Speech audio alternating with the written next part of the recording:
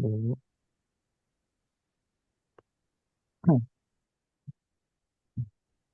Oke. Assalamualaikum warahmatullahi wabarakatuh. Waalaikumsalam. Ya, selamat pagi ya teman-teman.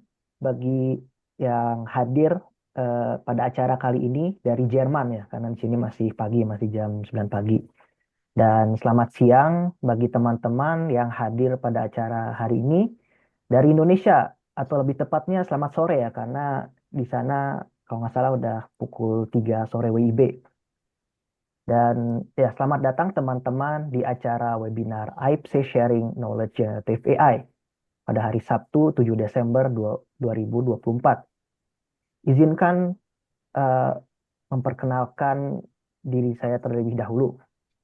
Diperkenalkan, nama saya Naufal Ismail Krisnavianto dan saat ini tinggal di kota Hamburg ya, di bagian utara Jerman dalam rangka menyelesaikan studi doktoral atau S3 di Uni Hamburg jurusan fisika yang hari ini akan bertindak sebagai MC selama 1-2 jam ke depan. Dan sebelum membuka acara, kami ingin menyapa sekaligus menyampaikan terima kasih kepada Bapak Ronius Mariunus selaku atas pendidikan dan kebudayaan KBRI Berlin. Dan tentunya AIPC ya, atas dukungan yang telah diberikan sehingga acara ini dapat terlaksana dengan baik. Dan mungkin teman-teman di sini masih bingung ya, apa itu AIPC gitu ya. Mungkin ada juga yang ikut acara ini karena temanya menarik ya, tanpa mengetahui bahwa acara ini diselenggarakan oleh AIPC.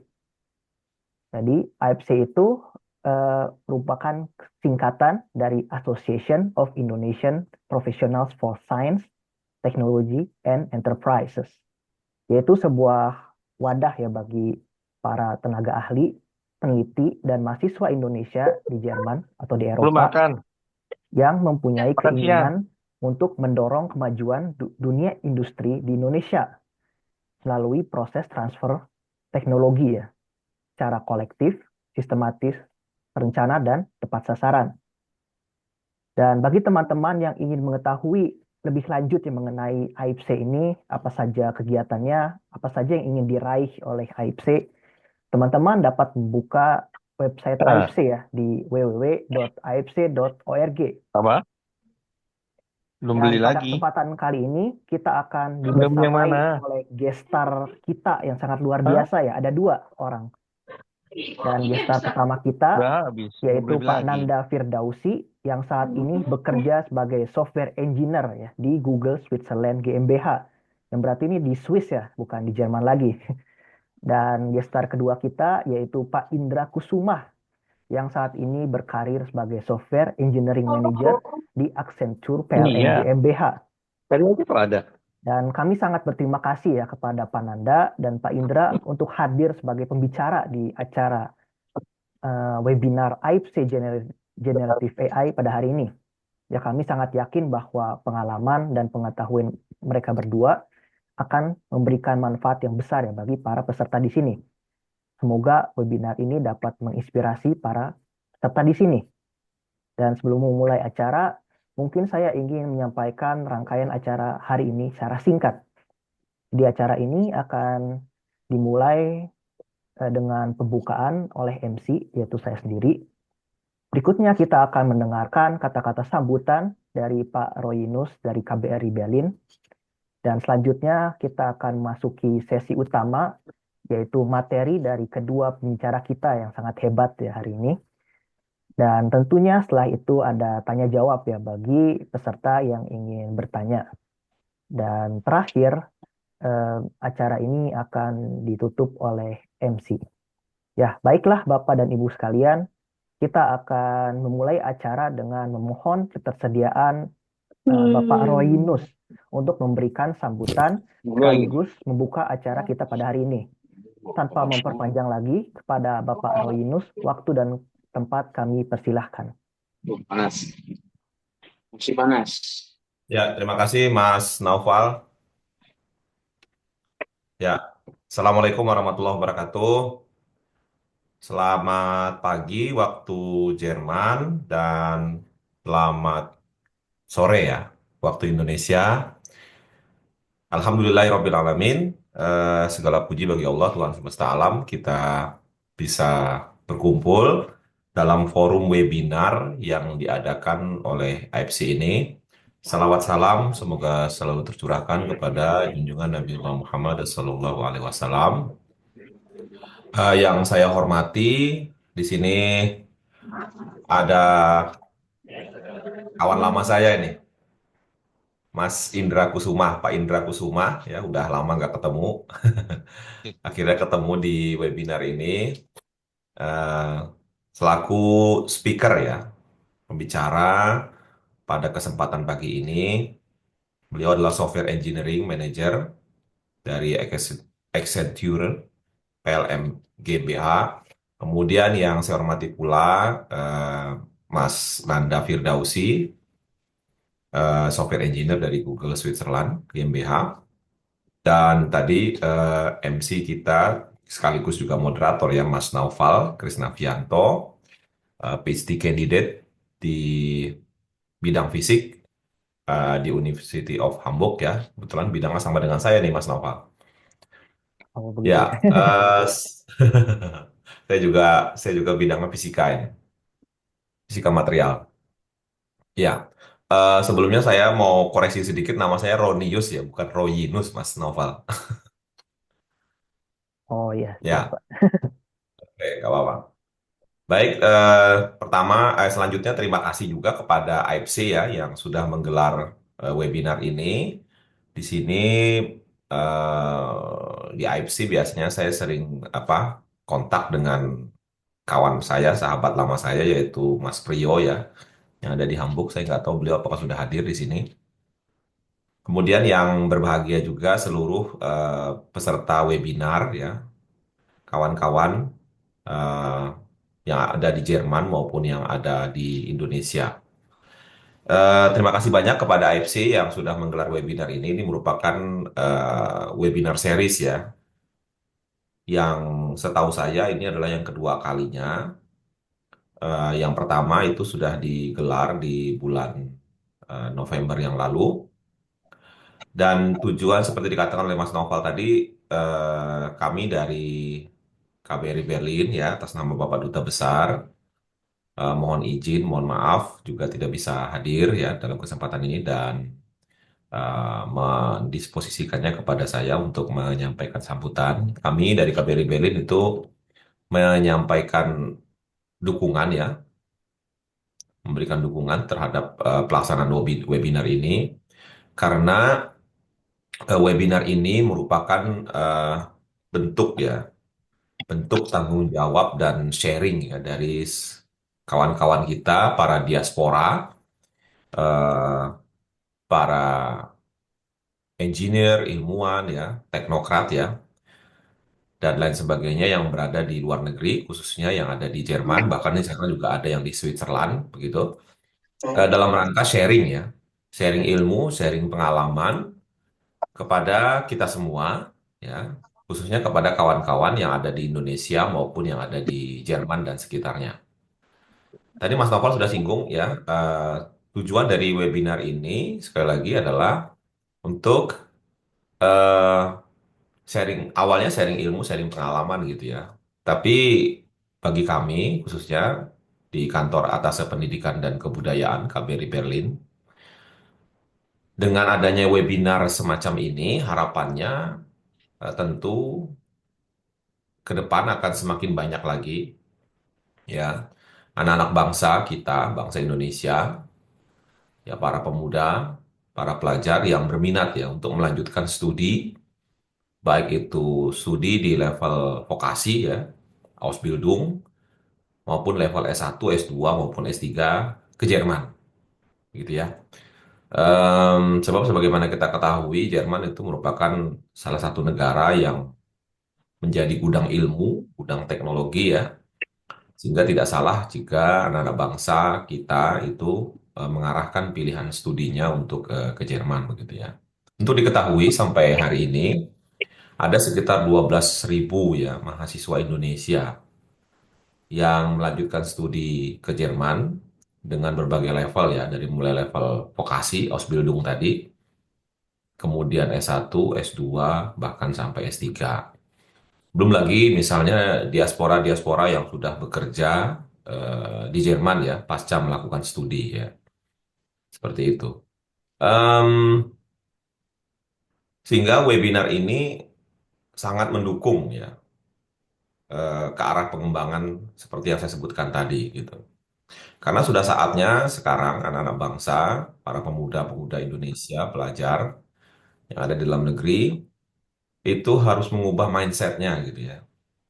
Jadi tidak hanya eh, fokus studi hanya di Indonesia saja begitu ya, tapi diharapkan bisa apa ya, melebarkan sayap ya, mencari pengalaman ke negeri orang seperti Jerman salah satunya gitu ya.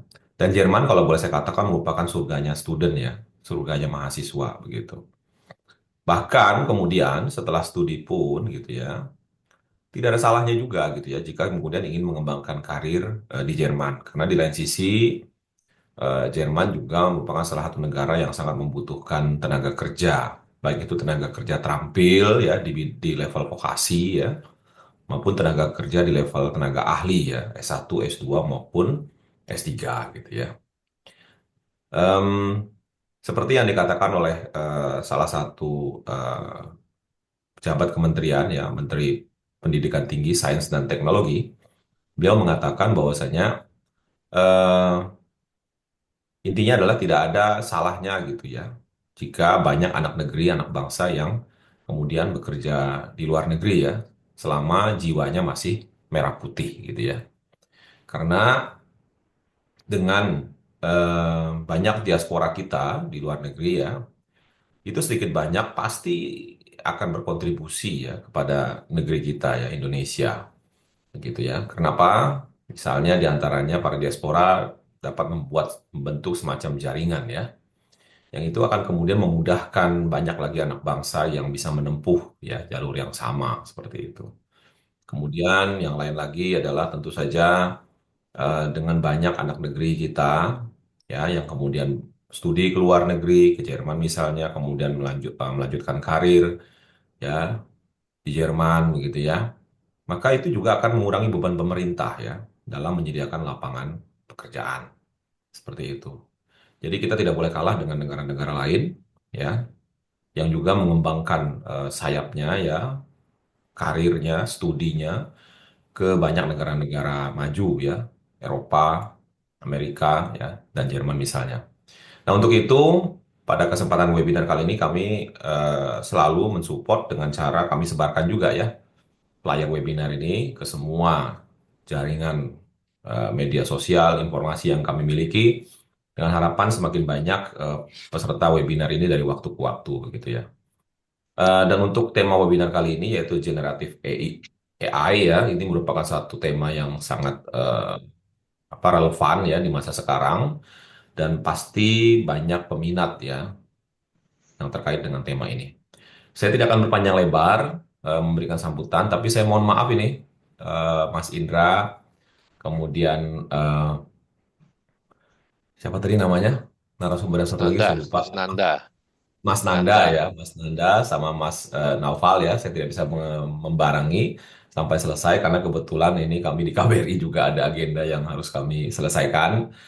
Untuk itu, terima kasih sekali lagi kepada AFC, kepada Mas Indra, Mas Nanda, dan Mas Noval ya Ya.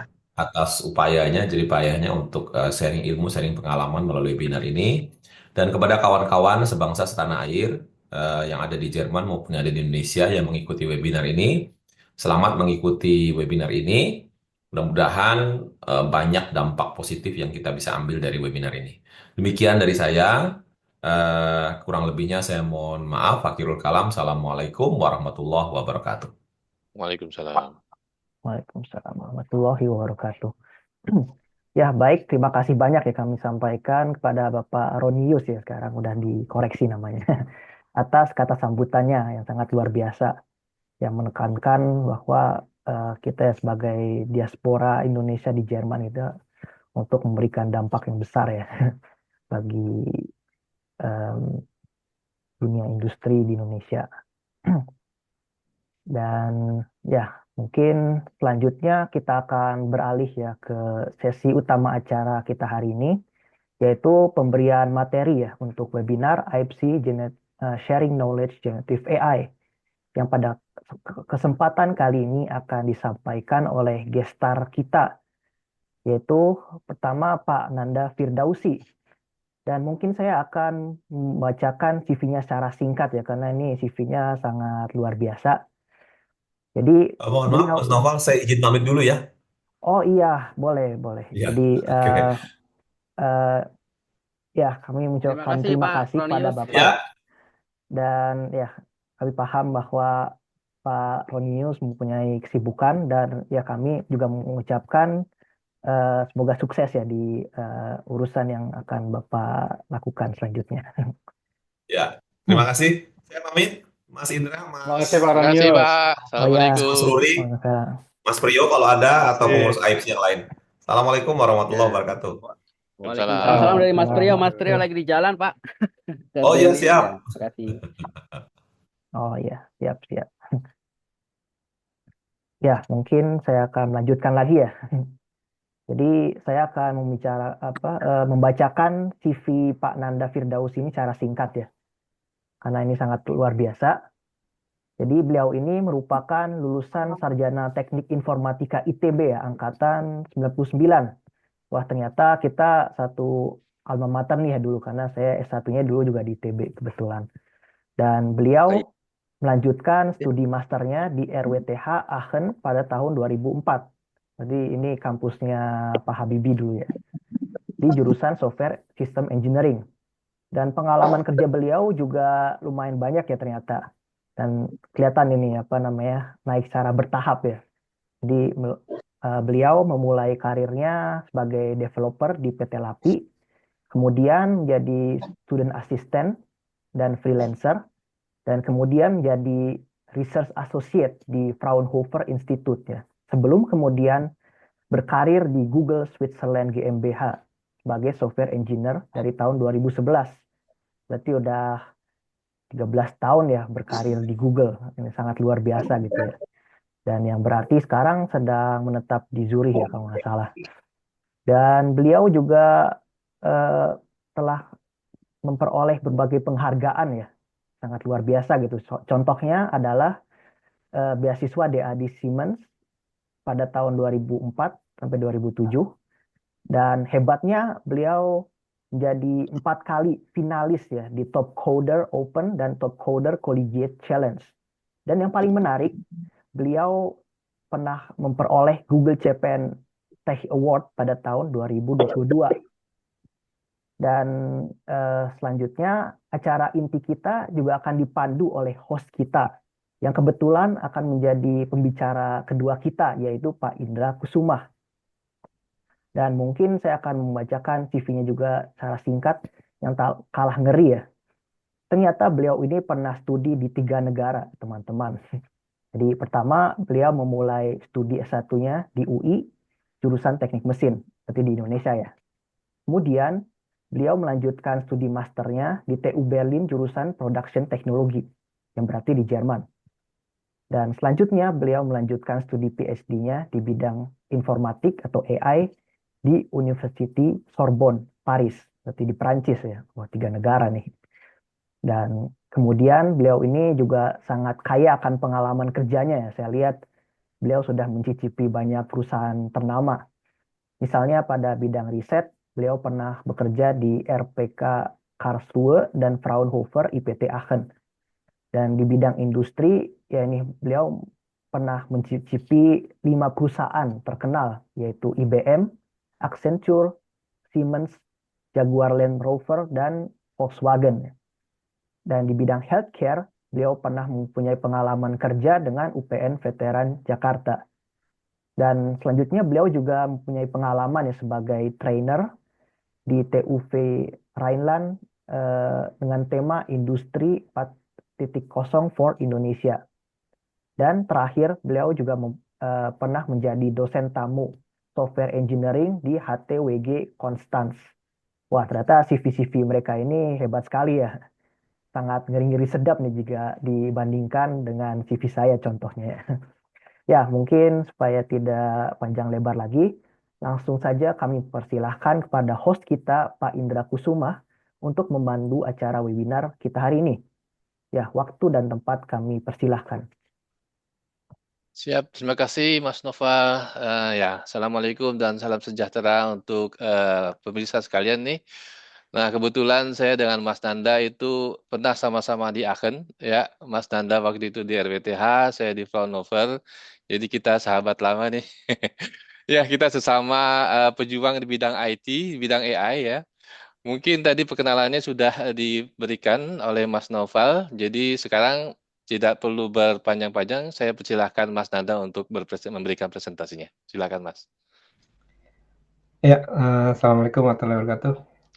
Makasih buat tadi pembawa acara sama buat Mas Indra juga sebagai host sudah memperkenalkan saya.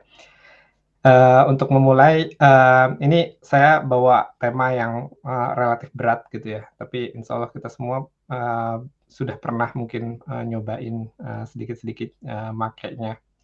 Tapi saya juga harus pakai asterisk menyampaikan materi karena saya juga bukan berarti saya dengan menyampaikan materi nih saya jadi expert di bidang ini.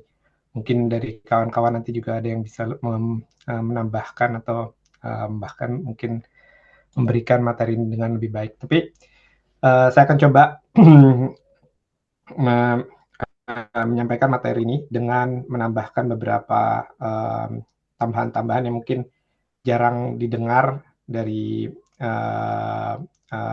di dunia luar karena asalnya mungkin dari Google meskipun mungkin informasinya sudah pernah disebarkan cuma mungkin tidak terbaca oleh semuanya gitu ya. Oh, jam 9:30 ini. Hei,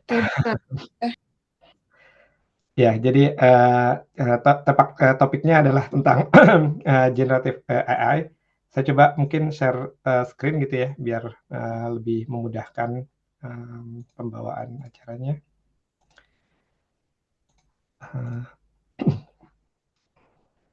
Terlihatkah layar saya? Ya, Ya, kelihatan. sudah terlihat. Ya, insyaallah saya akan menggunakan slide ini. Tapi kalau nanti misalnya ada yang mau ditanyakan di luar dari slide ini juga saya persilahkan. Ini sebelumnya Mas Indra, kita mau ada pertanyaan di tengah-tengah atau nanti pertanyaan dikumpulkan di belakang? Gimana Mas Indra? Boleh ya kita lumayan spontan, nggak dipersilahkan spontan juga gitu ya? Oke, Udah? ya. Jadi kalau Oke. ada yang ditanyakan silakan ditanyakan di tengah-tengah. Mas Indra silakan meng-cut saya kalau memang ada yang bisa ditanyakan. Boleh. Ya. Sebelum kita mulai, karena saya juga nggak tahu pesertanya siapa aja dan bagaimana pengetahuan semuanya tentang generative AI, mungkin saya akan memulai dengan sedikit introduction, pengenalan terhadap AI atau large language model juga. Karena sebenarnya AI ini bukan bidang baru ya. Jadi waktu saya di IF, waktu di Teknik Informatika ITB dulu, itu juga sebenarnya udah ada orang-orang yang mulai belajar tentang artificial intelligence. Bahkan kalau saya ingat ada beberapa orang yang juga sudah mulai menulis di ITB juga waktu itu untuk S1-nya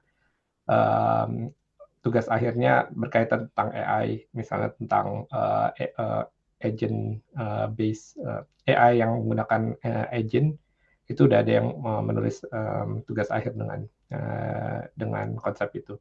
Jadi bukan hal yang baru, tapi mungkin buat orang-orang yang tidak mengikuti dari awal, ya tiba-tiba terus kemudian ChatGPT datang, Gemini datang, sepertinya ini ada perkembangan teknologi yang sangat besar di beberapa tahun yang terakhir ini.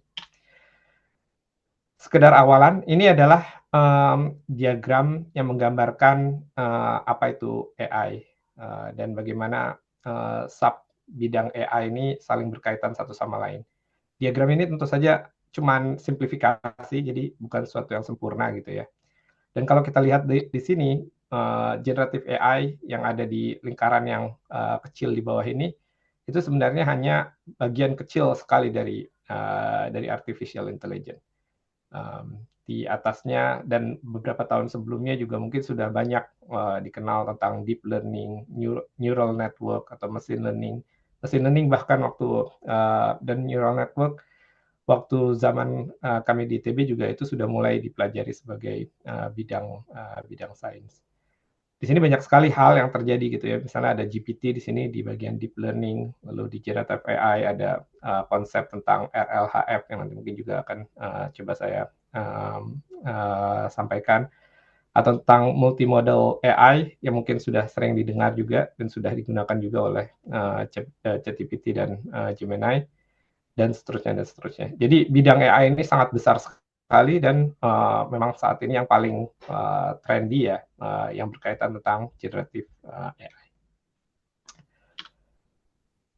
Awalnya AI ini, kalau saya boleh simplifikasi dari awal, dan mungkin sebagian besar hadirin di sini juga sudah tahu, AI ini asalnya dari statistik dan dari matematik gitu ya. Jadi kalau kita belajar statistik lalu memperoleh beberapa sampel data, maka biasanya kita bisa mendapatkan persamaan untuk menggambarkan bagaimana supaya kita bisa menentukan nilai ketika parameter-parameternya ada yang baru, tapi tidak ada sampel yang menggambarkan tentang data tersebut.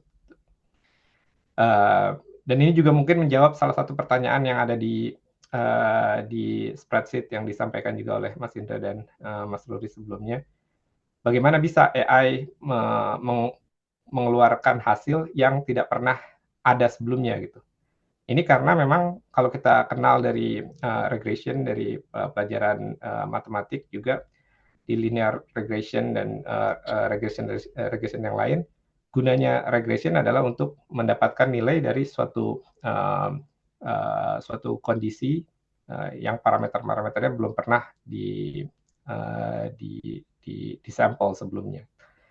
Yang paling gampang tentu saja linear regression sebagaimana disebutkan di sini gitu ya. Jadi ada titik-titik yang biru dan orange ini, lalu linear regression-nya itu adalah garis yang pink-nya ini.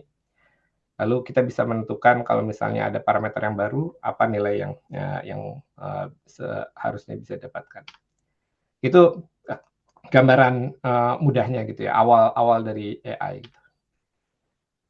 Lalu tentu saja ada konsep tentang language modeling, atau bagaimana caranya memodelkan AI supaya bisa diselesaikan dengan persamaan matematika gitu. Karena bahasa itu kan bukan matematika gitu kan ya. Jadi kita bisa bayangkan misalnya ada suatu task, suatu pekerjaan, coba prediksi apa kata setelah dari kalimat yang disampaikan ini. Lalu kemudian dengan mesin, dengan ChatGPT atau dengan apapun yang kita miliki saat ini, dia bisa menentukan apa kata yang paling tepat setelahnya dengan menggunakan neural network. Tentu saja ini juga menggunakan konsep yang disebut dengan encoding gitu ya. Jadi token-token atau kata-kata yang disampaikan dalam bentuk tulisan ini akan diubah ke dalam bentuk angka-angka, dan kemudian angka-angka itu akan dimodelkan dan direpresentasikan dalam bentuk matriks. Kemudian matriks itu akan dimasukkan ke dalam sistem untuk menentukan angka yang harusnya keluar setelah itu. Dan setelah itu akan ada proses decoding dari angka tersebut ke kata yang diprediksi akan muncul setelah kalimat tersebut. Itu mungkin gampangnya gitu ya. Tentunya bahkan akan banyak sekali kesulitan yang terjadi di dalam ini, dan akan banyak sekali teknik-teknik yang digunakan oleh para ahli AI untuk melakukan untuk bisa menyelesaikan tugas yang sepertinya sederhana kalau kita bayangkan dengan otak manusia. Itu mungkin belum ada pertanyaan ya sampai sekarang. Ini nah ini mungkin yang baru dari generative AI dan dari perkembangan AI akhir-akhir ini gitu. Kalau kita lihat di awal-awal perkembangan AI, maka kita melihat graf ini terpotong di sini, di garis yang putus-putus ini, yang merah putus-putus ini. Jadi para ahli AI zaman dulu menyimpulkan bahwa semakin banyak sampel yang kita kumpulkan, maka tingkat kesalahan akan semakin sedikit. Jadi di garis yang ungu ini. Lalu kemudian ada satu titik di mana tingkat kesalahan itu akan naik lagi. Bagian ini biasanya disebut sebagai overfitting. Maksudnya adalah kita membuat model yang terlalu pas sama training model kita. Training model kita itu garis yang hijau putus-putus yang ke bawah ini. Jadi kalau menggunakan training model, tingkat kesalahan kita terus turun ketika parameternya ditambah dan ditambah dan ditambah terus. Tapi manakala dites dengan tes case yang tidak ada di training, maka ada satu titik di mana ada situasi yang dinamakan overfitting, di mana kemudian tingkat kesalahan malah naik lagi gitu. Bukannya terus turun, malah jadi naik lagi.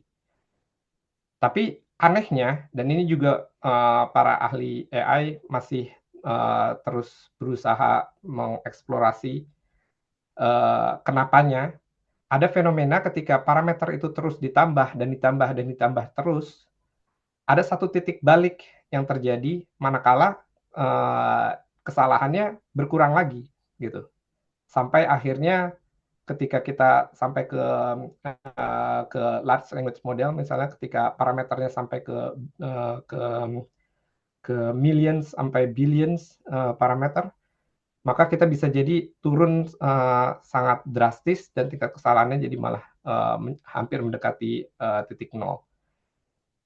Fenomena ini biasanya di kalangan para ahli AI disebut sebagai fenomena double descent. Jadi mereka masih belum punya jawaban pasti kenapa ini terjadi, kenapa ada titik balik yang kedua ini gitu.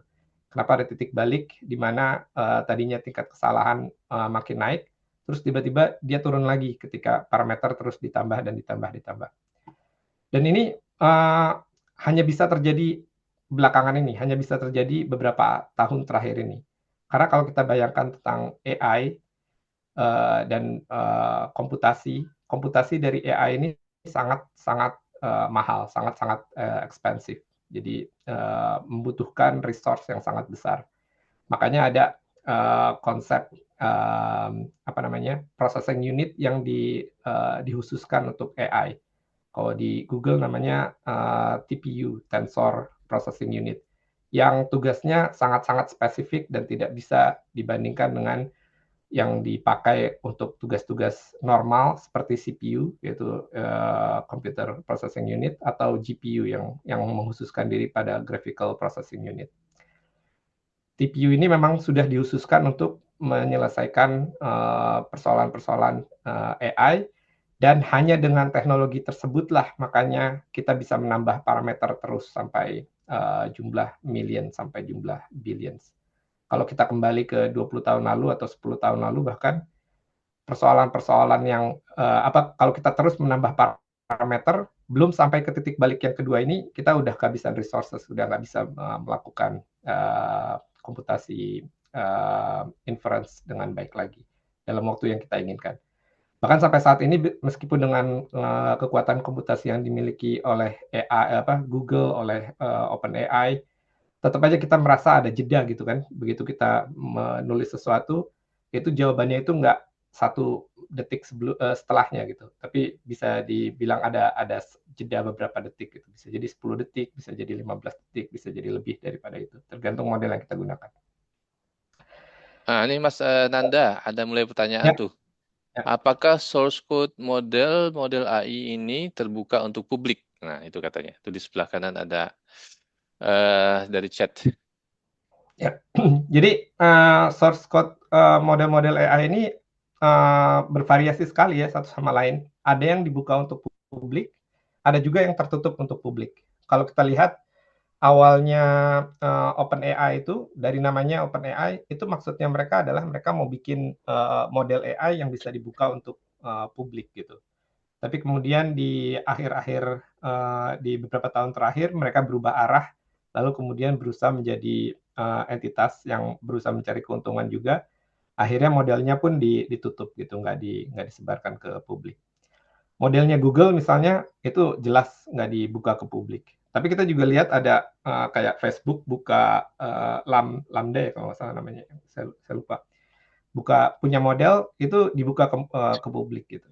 Jadi banyak sekali model-model AI yang ada di dunia, ada yang dibuka ke publik, ada juga yang tertutup. Ada satu repository yang saya nggak tahu apakah teman-teman udah pada tahu semuanya, tapi coba saya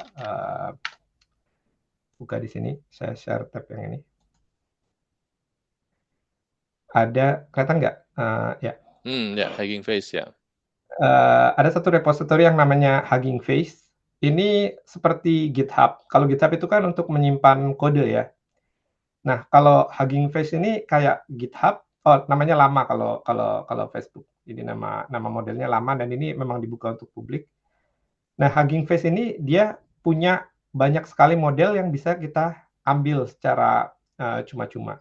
Mungkin ada restriksi-restriksinya, tapi yang jelas ini lebih bisa kita aplikasikan dan lebih bisa kita gunakan dan jalankan di komputer kita pribadi gitu. Tapi ya Sip. tentunya keterbatasannya adalah dengan model yang lebih kecil dan dengan kekuatan komputasi personal komputer yang lebih rendah daripada data center, tentunya hasilnya bisa dipastikan nggak akan sebaik yang dikeluarkan oleh ChatGPT atau Gemini atau model-model AI lain yang berjalan di data center. Itu mungkin. Iya, Mas Nanda. Mungkin saya ingin Ya. coba, makasih untuk yang jawabannya. Saya ingin coba menjembatani antara cara berpikir orang IT dengan yang awam ya. Kalau Mas Nanda kembali ke presentasi yang tadi, Mas, yang tentang parameter, Yang ini ya? Yang ini atau? yang di PowerPoint-nya nggak kelihatan sekarang. Oh, maaf, saya salah. Yang parameter, yang lanjutnya lagi. Ya. Lanjutnya lagi. Ini. Nah, ini dia. Nah, ini yang dimaksud parameter ini kalau kita coba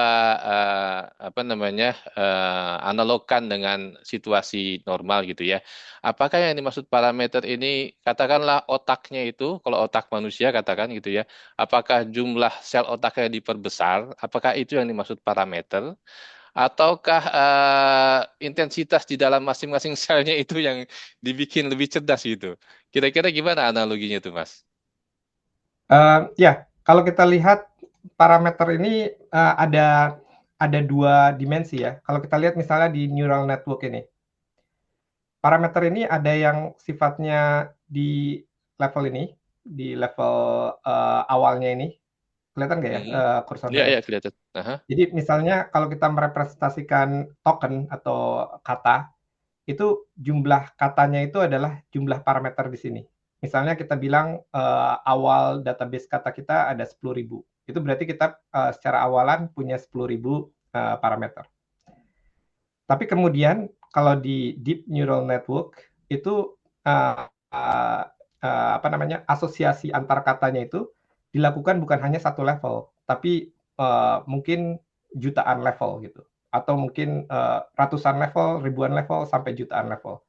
Nah, dari 10.000 kata yang kita punya di awal, kalau kita coba mengasosiasikan kata itu dengan level-level yang jumlahnya banyak, misalnya taruhlah 1.000 aja dulu ya, maka otomatis kita jadi punya 1.000 parameter, 1.000 kali 1.000. Karena tiap kata akan coba diasosiasikan dengan kata yang lain, lalu kemudian mungkin dengan 3 kata, 2 kata, 4 kata, 5 kata, dan terus-menerus seperti itu, sampai akhirnya kita bisa berkata bahwa model kita menggunakan sejuta parameter. Itu yang disebut sebagai parameter. Makanya kita bisa bayangkan betapa kompleksnya urusan matematikanya di sini kan, kalau kita bisa bayangkan jumlah parameter seperti itu. Ya, berarti ibaratnya kalau kembali ke analogi tadi, ibaratnya kapasitas kepalanya ya, kapasitas otaknya gitu, karena kan diperbesar kan sel-sel neuronnya gitu.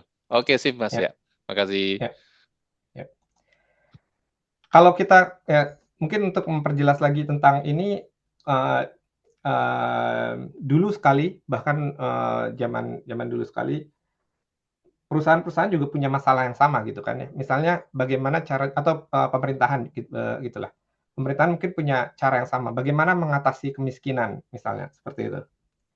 Maka kemudian para ahli keluar dengan, hey, ini parameter-parameternya. Apakah upah minimum regional harus dinaikkan, ataukah kemudian ada parameter jumlah sekolah kualitas sekolah harus diperbaiki, dan seterusnya dan seterusnya.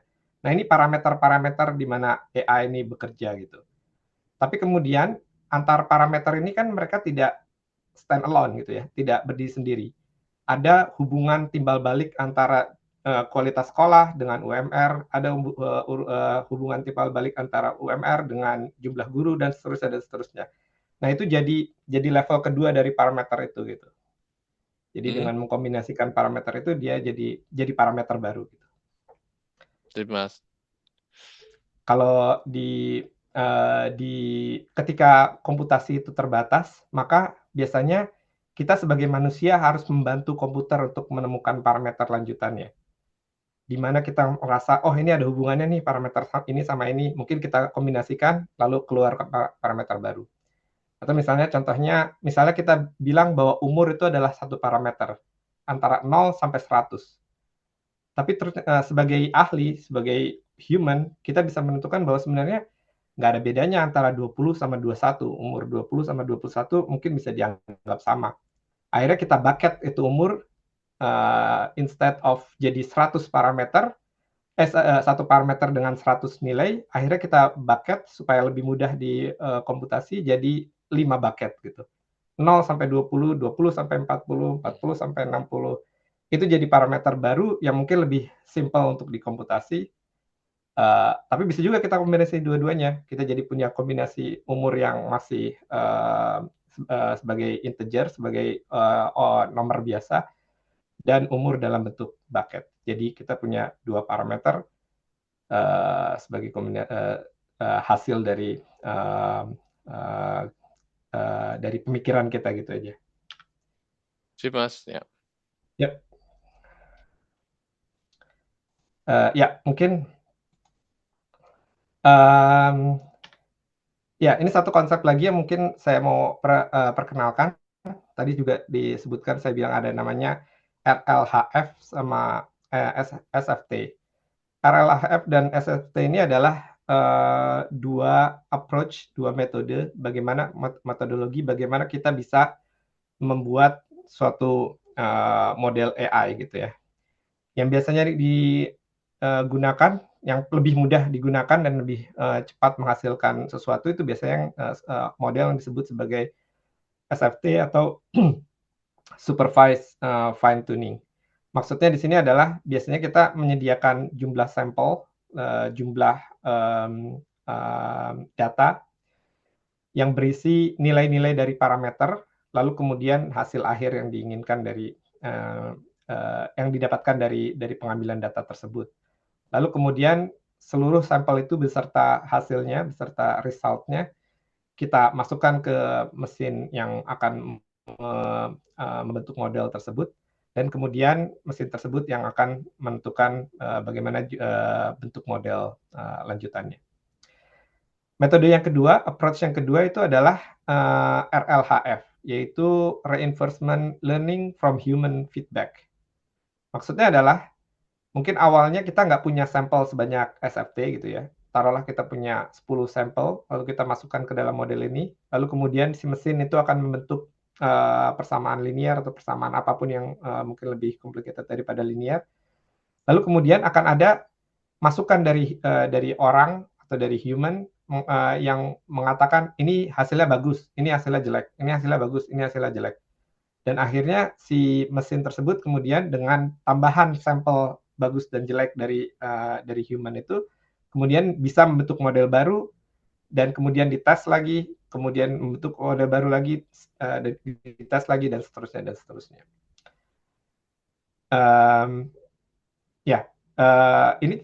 ini sebenarnya bukan cara yang baru gitu ya. Bahkan di bidang informatika, di bidang dari komputer, programming language juga biasanya dibuat dengan cara seperti ini. Jadi maksudnya adalah manakala C pertama kali, bahasa C kalau yang kenal informatika, ketika bahasa C diperkenalkan, itu bentuknya jauh lebih sederhana daripada bahasa C yang kita kenal saat ini. Tapi kemudian versi selanjutnya dari C kemudian dibuat dengan bahasa C yang versi sebelumnya yang lebih primitif, lalu kemudian dihasilkan yang lebih canggih dan seterusnya, dan kemudian pada akhirnya kita mempunyai bahasa C yang kita pakai seperti sekarang ini.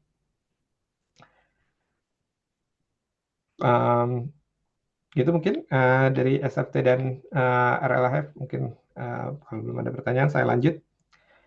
Saya lanjut ke sini ke apa namanya aplikasi-aplikasi dari AI dan LLM yang ada di Google dan yang ada di dunia. Meskipun bukan semuanya generative AI. Sebagai gambaran bagaimana AI ini sekarang merambah ke banyak sektor gitu ya, bukan hanya di bidang LLM aja. Jadi LLM itu mungkin hanya puncak dari gunung es aja gitu ya. Sesuatu yang kita bisa gunakan secara langsung dan kemudian kita merasakan manfaatnya secara langsung juga sebagai pengguna biasa. Tapi sebenarnya ada banyak lagi aplikasi LLM dan AI yang dipakai di Google dan di dunia. Ini mungkin sering juga kalau programmer atau developer menggunakan GitHub atau menggunakan tools-tools yang lain. Kalau dulu waktu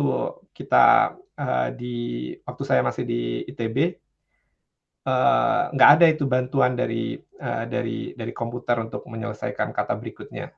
Lalu kemudian di di awal-awal 2000 mungkin mulai keluar IDE atau Integrated Development Environment yang bisa membantu kita untuk menebak kata menebak kata yang kita mau tuliskan selanjutnya. Saat ini dengan LLM kita bisa bahkan mendapatkan satu program lengkap utuh atau satu metode utuh tanpa harus pusing memikirkan API apa yang kita mau pakai. Kita cukup menyebutkan tadi kalau kita lihat di animasi ini, tulis tes untuk function ini, lalu kemudian langsung unit tesnya langsung keluar tanpa kita harus mengetikkan apa-apa. Ada yang udah pernah pakai ini? Mungkin di Google juga ini sudah mulai digunakan gitu ya. Bahkan kalau kata CEO-nya, seperempat atau sepertiga kode Google sudah di-generate oleh AI, meskipun secara praktikal ya mungkin AI membantu, tapi tetap ada human yang melihatnya gitu. Jadi bukan unsupervised, jadi masih supervised AI. Yang kedua ini contoh breakthrough juga. Ini adalah mesin berusaha belajar tentang game breakout. Kalau yang oldies, orang zaman dulu mungkin pernah tahu game ini, atau mungkin kita juga pernah main di device-device kita, di mana kita kayak main pingpong gitu ya. Di bawahnya itu ada bat yang bisa digerak-gerakkan, lalu tujuannya adalah untuk menjatuhkan semua brick yang ada di atasnya. Nah, pada research ini, ketika game ini dimainkan berjuta-juta kali oleh si mesin AI, dia lalu kemudian menemukan bahwa cara terbaik untuk memenangkan pertandingan ini adalah dengan meletakkan bolanya itu di atas brick yang ada yang paling atas gitu. Sehingga kemudian bolanya itu bisa memantul-mantul tanpa perlu dikontrol oleh si pemukulnya di bawah gitu. Yang ketiga ini browser automation ya, tersedia juga di luar gitu ya. Kalau ada yang pernah nyobain mungkin, di mana kita bisa menuliskan satu tugas, lalu kemudian dia yang akan mengklik-klik browser kita atau website, dan mungkin bisa menyelesaikan task tertentu seperti membeli sesuatu atau mengisi survei atau sebagainya. Itu bisa diselesaikan langsung oleh si mesin ini. Welcome to Axiom.ai. Saya Browser automation without code quickly. Get started with ease by simply selecting a starting point. Start with a template, each designed for specific automation tasks. Can't find the exact template you're looking for? Dive in via our Beginner's Snippets feature, offering commonly used design patterns and steps to kickstart your automation. For the seasoned automator, take the reins and just start adding steps using the Axiom Builder, a versatile tool that lets you combine integrated chat seamlessly, connect to other tools like First Automation. cepat aja. Karena ini So why wait? Start. ya intinya adalah mempercepat tugas kita yang biasa bekerja di website. Ini contoh lain yang beberapa tahun lalu mungkin fenomenal dan kita juga dengar beritanya tentang bagaimana AlphaGo bisa mengalahkan pemain Go profesional. Dan di sini juga kita bisa lihat mulai ada ciri-ciri generative AI yang sekarang banyak dibincangkan gitu ya. Di beberapa analisis pertandingan AlphaGo itu ada beberapa langkah AlphaGo yang tidak pernah dikeluarkan oleh manusia sebelumnya gitu. Jadi dia bisa dengan menyusun pattern yang dia lihat dari jutaan langkah yang pernah dilakukan oleh manusia sebelumnya, dia bisa buat langkah baru yang belum pernah dilakukan oleh manusia sama sekali dan mengagetkan seluruh komunitas Go pada saat itu. Ini contoh internal di Google. Jadi kalau kita bicara tentang data center, permasalahan terbesar data center itu adalah penggunaan listrik. Karena semakin besar penggunaan listrik berarti semakin besar biaya yang harus dikeluarkan untuk menyalakan data center tersebut. Dan biasanya ini dikontrol oleh manusia gitu. Kapan dia harus menaikkan daya listrik AC-nya, misalnya ketika cuaca panas, atau harus diturunkan misalnya ketika musim dingin. Sama sebagaimana yang dilakukan di PLN atau di pembangkit listrik di Eropa ini. Ada Mas Turangga nggak di sini? Mas Turangga itu kalau nggak salah tugasnya seperti itu juga gitu. Salah satu tugasnya adalah memantau penggunaan listrik di Badan Württemberg, lalu kemudian memutuskan apakah harus menaikkan atau menurunkan jumlah produksi listrik secara manual. Meskipun tentunya ada otomasinya. Lalu pada satu titik, Google memutuskan untuk membangun sistem ML untuk membantu manusia ini. Dan itu menurunkan jumlah penggunaan listrik secara drastis. Jadi kita lihat di grafik ini, dia turun drastis ketika ML kontrolnya dinyalakan. Lalu untuk mencek bahwa ini benar-benar karena ML-nya dan bukan karena noise atau karena faktor eksternal yang mungkin terjadi pada saat yang sama, dimatikan lagi di satu titik di kemudian waktu dan terbukti bahwa penggunaan energinya langsung melonjak lagi gitu. Jadi ini bukti bahwa ML juga bisa mengenali pattern-pattern yang mungkin secara manusia terlalu sulit untuk kita bisa dapatkan. Lalu sebenarnya tadinya saya nggak berniat untuk bicara tentang Gemini secara khusus, tapi karena ada pertanyaan-pertanyaan tentang Gemini dan malah mungkin lebih tertarik sama tentang Gemini Google ini, akhirnya saya tambahkan beberapa slide tentang Gemini. Gemini ini sebenarnya kalau dari nama lumayan baru gitu ya. Jadi kalau saya tulis ini ulang tahunnya baru kemarin, 6 Desember 2024. Itu ulang tahun pertamanya. Nama Gemini itu baru dikeluarkan 6 Desember 2023 tahun lalu. Tapi secara teknologi ini sebenarnya sudah bisa dibilang udah bertahun-tahun gitu ya. Malah mungkin udah berpuluh-puluh tahun bagaimana teknologi ini mulai dikembangkan dari sistem AI yang paling sederhana sampai kemudian jadi Gemini seperti sekarang. Gemini ini secara internal juga bisa dibilang satu konsep yang mungkin membingungkan gitu, bahkan untuk orang-orang di internal sendiri gitu. Karena dia ada beberapa hal yang dinamakan Gemini, tapi sebenarnya nggak berkaitan satu sama lain secara langsung. Yang paling kita kenal biasanya Gemini modelnya itu sendiri, dan Gemini modelnya itu adalah persamaan yang mungkin sudah bisa dipakai secara langsung seperti Gemini Nano, Gemini Pro, Gemini Advance. Itu ada beberapa model Gemini yang memang sudah dikeluarkan dengan berbagai parameter, dan semakin banyak parameter berarti semakin ekspensif dan semakin banyak resource yang diperlukan untuk menjalankannya. Tapi ada juga UI, ada juga user interface yang dinamakan Gemini, yang bentuknya seperti ChatGPT gitu. Jadi Gemini Gemini tool ini sebenarnya menggunakan Gemini model di belakangnya gitu. Jadi Gemini menggunakan Gemini, dan ya agak sedikit memusingkan untuk orang yang tidak berkutat dengan secara terus-menerus dengan urusan LLM ini gitu ya. Nah, ini satu contoh model Gemini yang juga bisa digunakan oleh publik, meskipun tentunya harus membayar. Namanya adalah Gemini 1,5 Pro, yang dia sifatnya inputnya multimodal. Multimodal ini maksudnya dia inputnya bukan hanya teks saja, tapi dia juga bisa mengenali audio, bisa mengenali gambar, bisa mengenali video, tapi outputnya terbatas pada teks. Nah, yang mungkin agak fenomenal dari Gemini dibandingkan model-model AI yang lain adalah limit dari inputnya. Gemini secara yang Pro ya, yang Pro ini bisa memiliki limit 2 juta token, yang itu jauh di atas limit yang dipunyai oleh model-model AI yang lain. Dan ini berarti dia bisa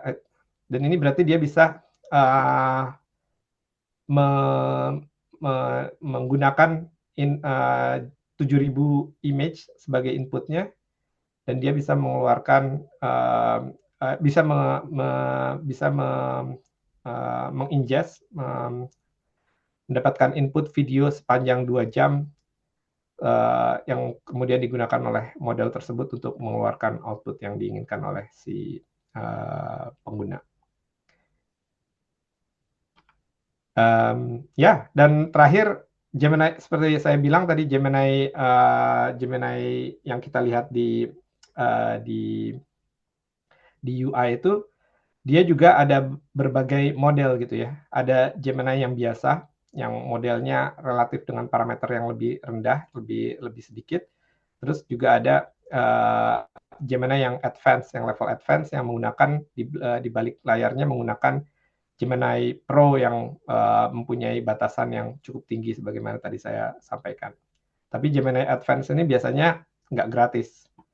Jadi orang harus bayar untuk bisa mendapatkan fungsionalitas Gemini Advance ini. Lalu kemudian terakhir, mungkin slide terakhir yang saya sampaikan di sini, dan juga untuk menyimpulkan bagaimana sih sebenarnya cara kerja Gemini atau ChatGPT atau tool-tool yang lain.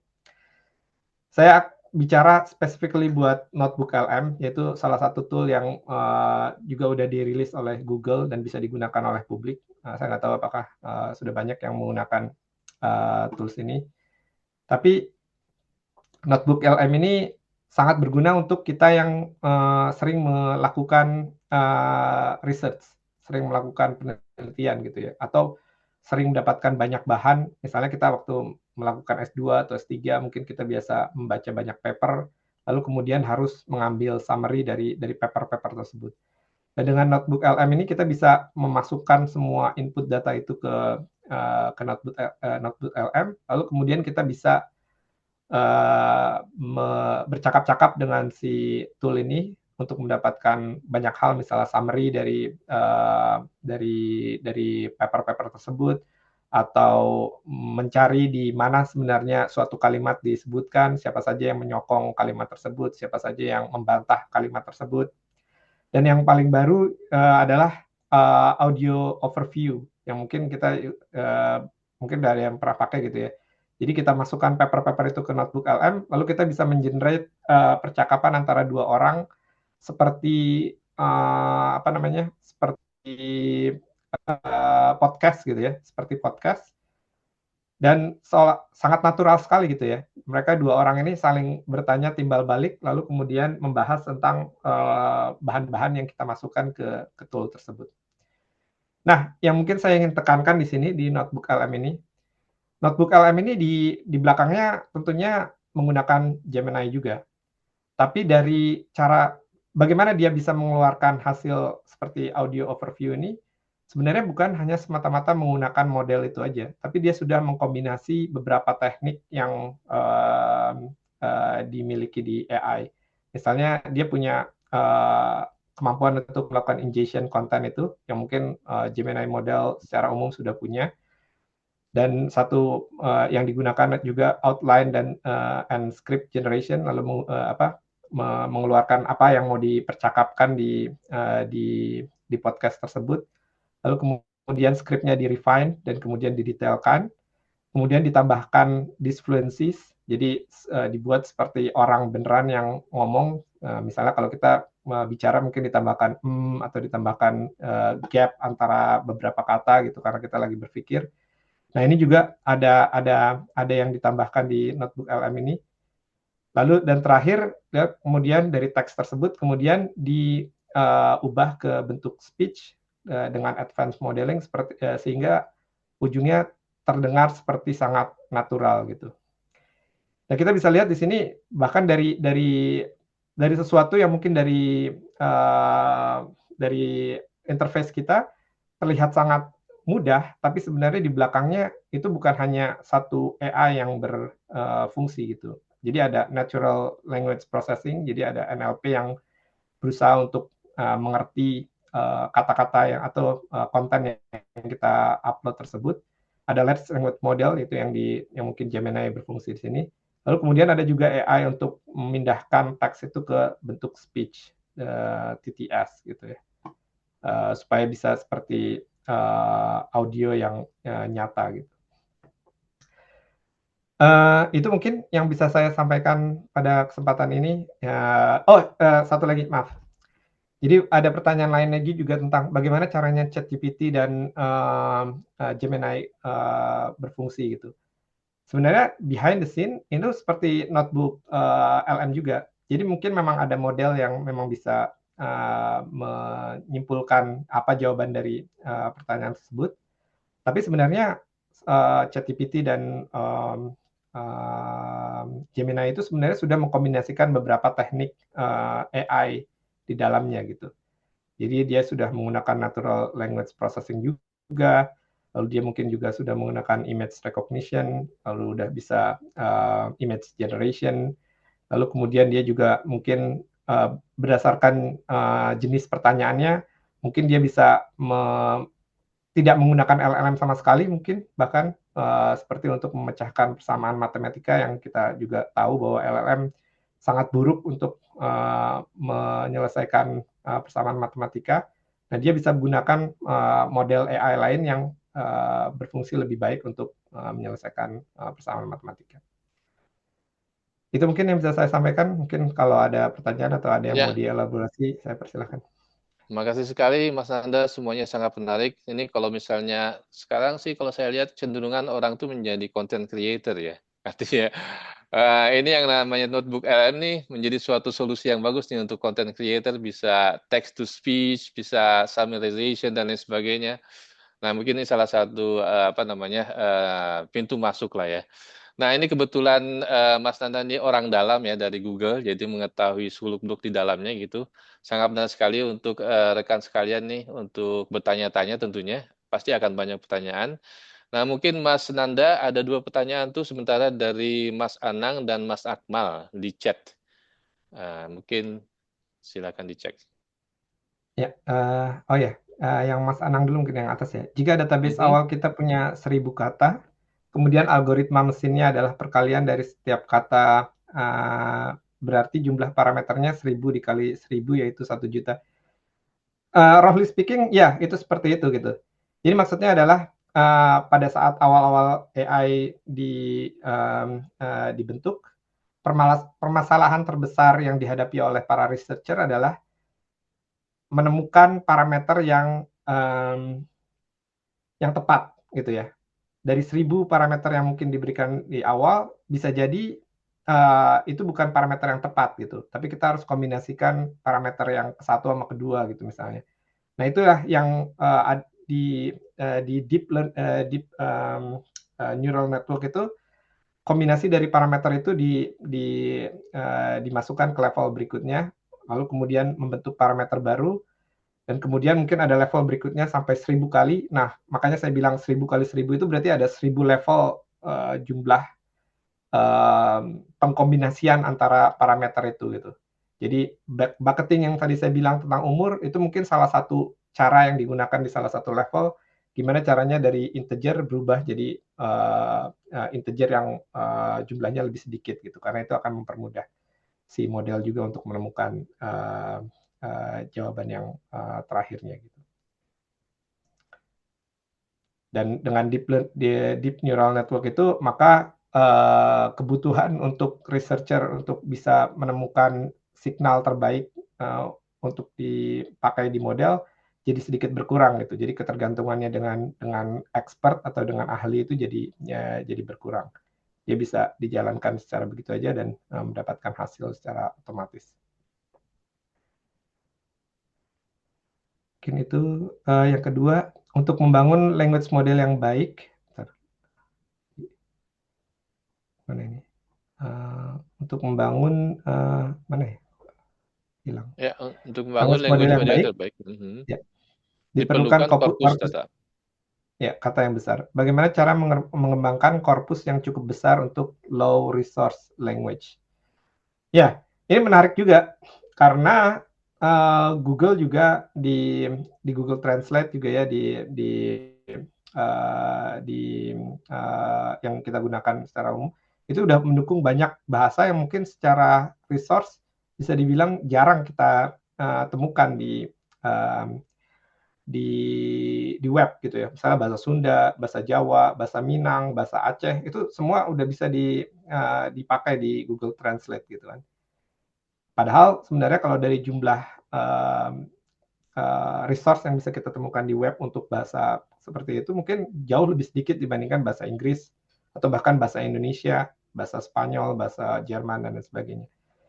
Yang menarik dari AI, dan ini juga saya sampaikan di beberapa kesempatan yang lalu waktu kita membahas tentang AI untuk biologi, adalah konsep tentang transfer learning. Ada yang udah pernah dengar tentang transfer learning belum? Maksudnya transfer learning ini adalah pada banyak persoalan sebenarnya ada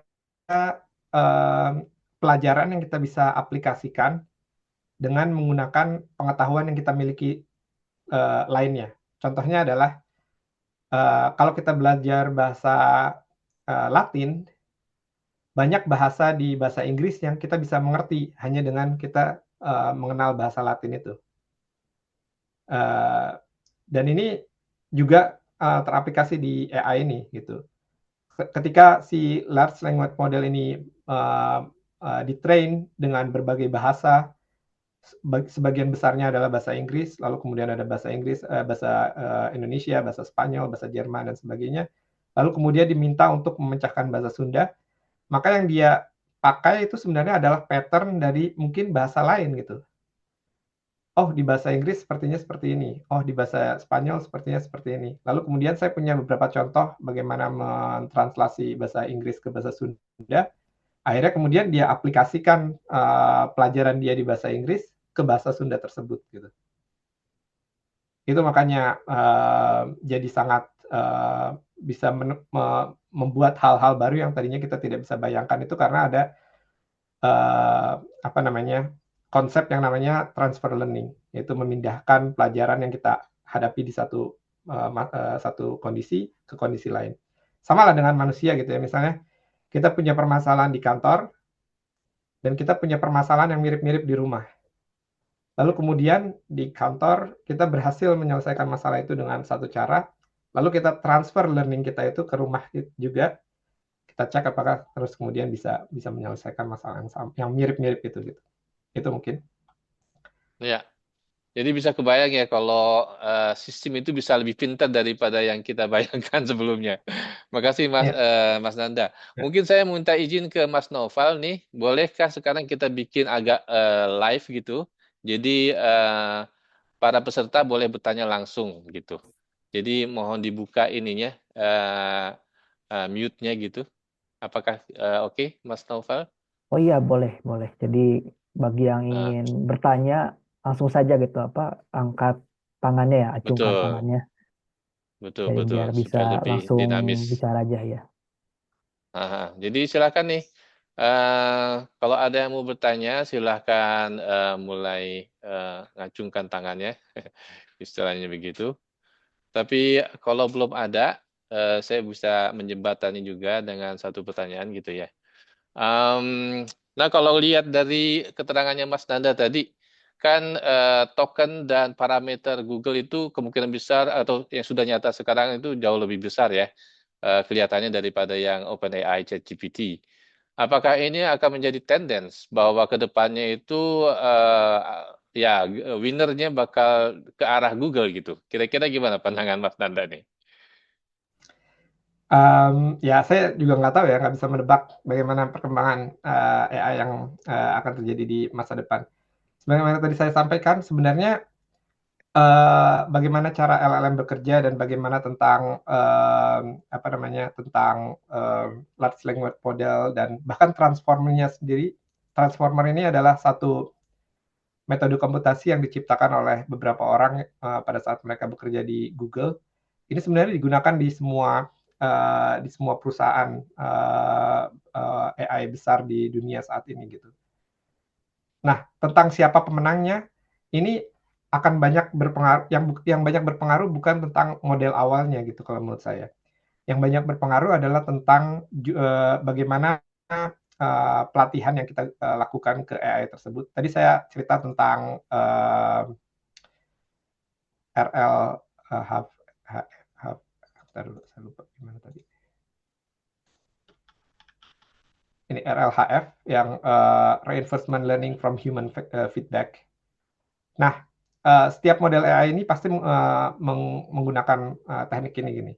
Jadi ada expert, ada human yang melihat hasil dari model tersebut untuk pertanyaan-pertanyaan yang berbeda. Lalu kemudian mereka menyebutkan apakah ini baik atau buruk dan baik atau buruk dan seterusnya. Tapi karena ini human, mereka bisa melakukan kesalahan dan mereka juga bisa bias gitu. Mereka bisa bias pada jawaban yang mungkin kalau kita bisa dengar misalnya apakah bumi itu bulat atau bumi itu rata gitu ya. Kalau si human-nya itu ternyata flat earthers, jadi merasa bahwa bumi itu rata, bisa jadi si model itu juga akan terpengaruh oleh jawaban dari si human reviewer itu gitu. Jadi yang menentukan adalah proses yang terjadi di dalamnya, bagaimana reinforcement learning ini terus-menerus di encourage oleh human dan bagaimana juga kalau kita pindah ke programming secara umum atau data analisis secara umum, ada konsep garbage in, garbage out gitu kan ya. Kalau kita memasukkan garbage, maka yang keluar akan garbage lagi gitu. Jadi kita harus berusaha supaya inputnya sebaik mungkin, supaya hasil yang kita dapatkan juga bisa baik gitu. Jadi Berarti siapa masih bakal pemenangnya seru. ya siapa Tergantung pemenangnya saya inovasi. juga tidak tahu. Ya. Kalau gitu ada tadi yang angkat tangan tuh Mas Firhan Perdana. Apakah masih aktual Mas Firhan? Mau bertanya? Silakan. Assalamualaikum warahmatullahi wabarakatuh. Perkenalkan nama Waalaikumsalam. saya Firhan dari kota Baden-Baden, Jerman. Sebelumnya Mas Nanda, saya masih sangat awam nih dengan AI sebelumnya karena saya awalnya tuh di teknik mesin. Jadi tadi Mas Nanda bilang kalau misalnya AI itu mulainya dari matematik sama statistik ya, linear regression. Itu benar nggak? Iya betul. Oh betul. Terus kalau misalnya parameter dari linear regression tersebut saya tambah, ditambah itu menjadi apa yang kita namakan generative AI. Apakah saya salah mengerti? Kalau gampangnya bisa dibilang seperti itu, ya. Tentunya ada itu simplifikasi, tapi bisa dibilang simpelnya seperti itu ya. Terus Mas Nanda tadi sempat mention tentang penggunaan processor unit selain CPU dan GPU untuk AI. Itu namanya apa ya, Mas? Kalau di Google namanya Tensor Processing Unit. Kalau di tempat lain apa ya? Saya juga lupa namanya. Tapi kalau kita misalnya ke Google Cloud atau ke Amazon AWS gitu sebagai programmer, itu mereka sudah menyediakan processing unit yang khusus untuk problem-problem AI. Terima kasih Mas jawabannya. Sip. Terima kasih. Mungkin bertanya ke Mas Naufal nih, apakah kita mau batasi sampai 10.30 gitu? Atau ya 10 menit lagi atau gimana kira-kira? Ya mungkin sebelum itu masih ada satu pertanyaan lagi yaitu di kolom chat. Masih ada pertanyaan. Oke, silakan. Silakan nih, apakah RHF sama dengan konsep RAG? Ya, ada tuh Mas Nanda. RAG ini apa yang saya maksudkan? Saya mungkin malah belum pernah dengar secara langsung. Mungkin bisa Mas Anang bisa bicara langsung mungkin.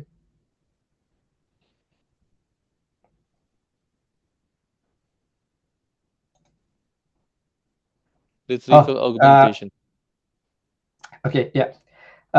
Sebenarnya ya, kalau RLHF sama RAG ini bisa dibilang mirip tapi beda. Kalau RLHF ini dia gunanya setahu saya ini saya juga pengetahuan saya tentang retrieval augmented generation ini agak sedikit lebih sedikit daripada yang lain. RLHF ini untuk memastikan pembuatan model setelahnya itu lebih baik daripada yang model saat ini gitu. Jadi dia nggak right away memperbaiki model itu.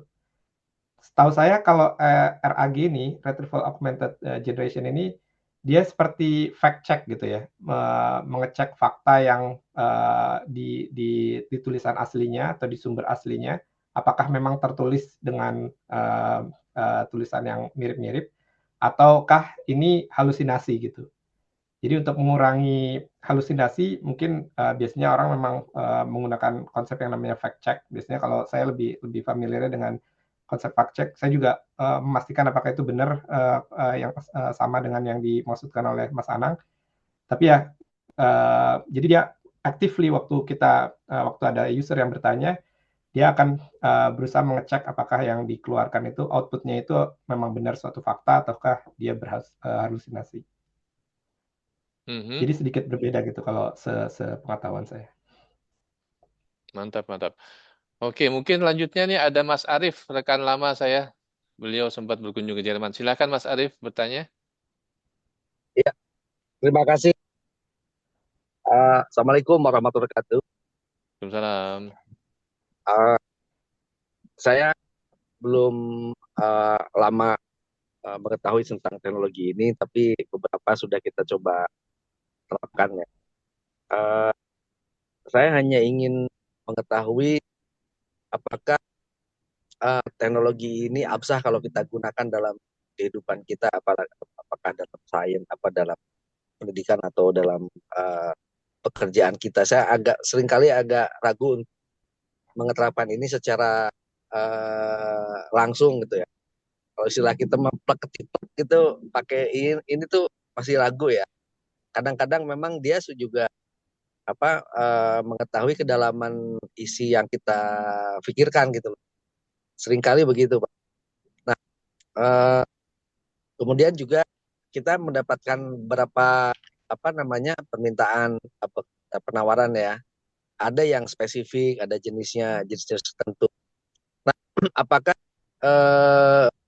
AI ini ketika kita sebagai user, apakah dia relatif aman terhadap data pribadi kita, karena ada seringkali mereka itu cenderung relatif memahami ya apa yang sebetulnya menjadi fashion kita gitu terhadap satu gagasan, terhadap satu opini dan sebagainya. Begitu Pak, pertanyaan saya mungkin agak melenceng dari sisi teknologi ya. Ini mungkin lebih ke soal apa? Lebih ke soal Governance. Etis. aplikasinya ya, Etik. aplikasi.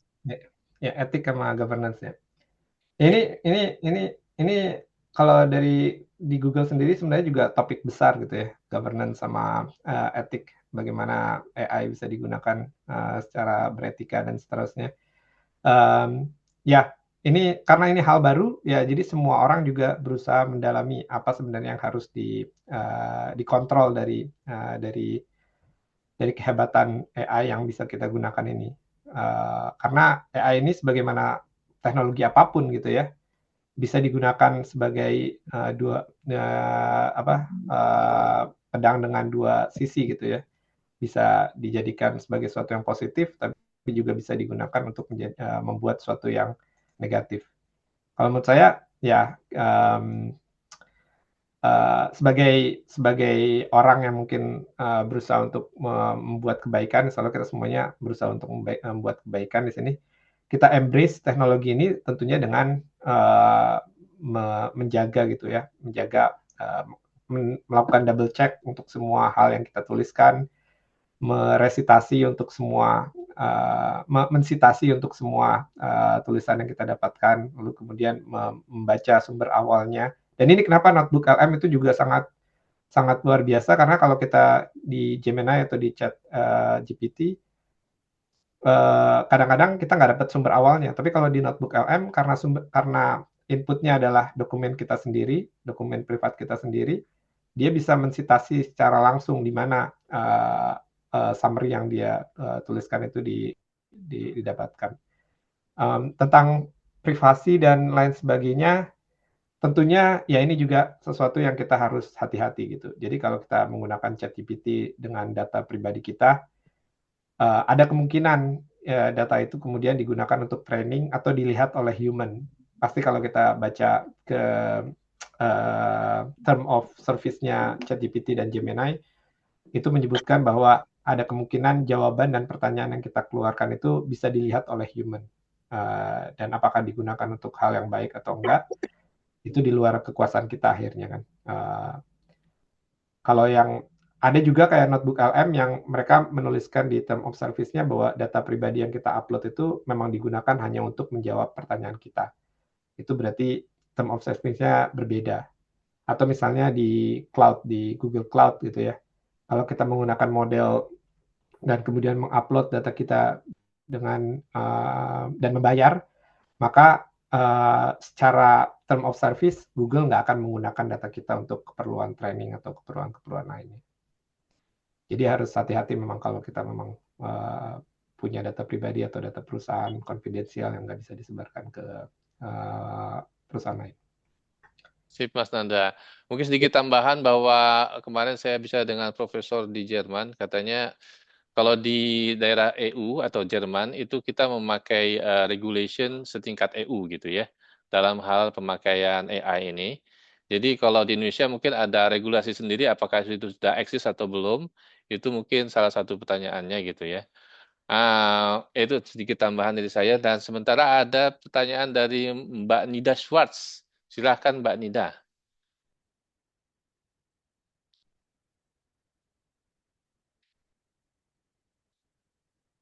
Masih mute ya Baik, Mbak Nida? ya. Terima kasih untuk kesempatan yang diberikan.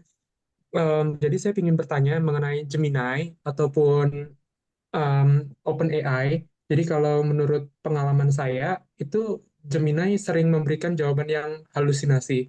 Nah, penyebabnya itu apa ya? Dan kemudian kalau saya tidak salah, saya pernah juga ngetes masukin ayat Al-Quran gitu ya ke Gemini, tapi hasilnya beda gitu. Nah, ini bagaimana sih sistem training di Gemini ataupun OpenAI, dan kenapa, mohon maaf, ini Gemini punya banyak halusinasi seperti itu. Terima kasih.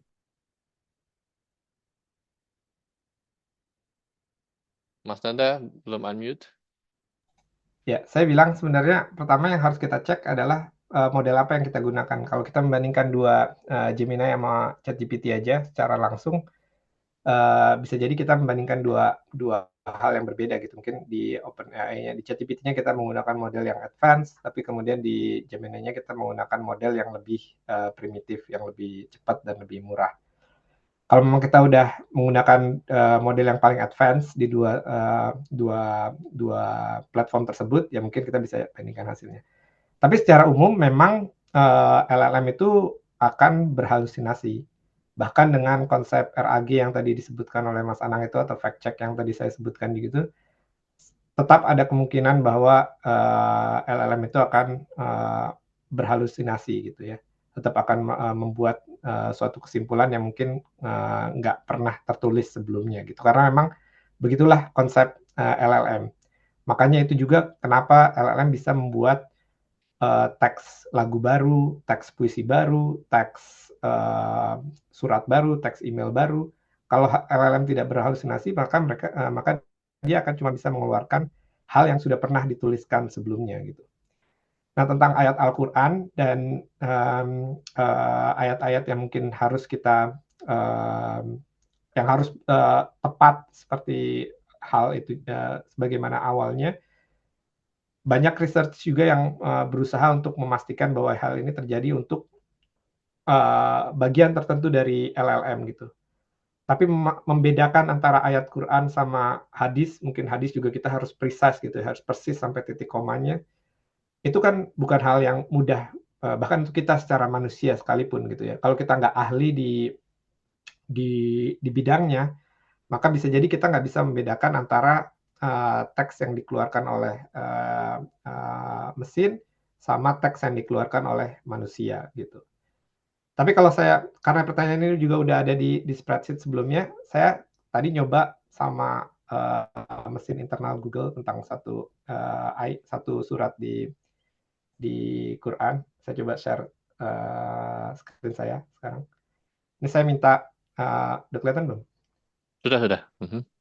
Saya minta modelnya mengeluarkan tafsir mendalam tentang surat Al-Mudatsir. Nah ini kalau saya lihat minimal dari sini, kelihatannya jawabannya cukup lumayan komprehensif gitu ya.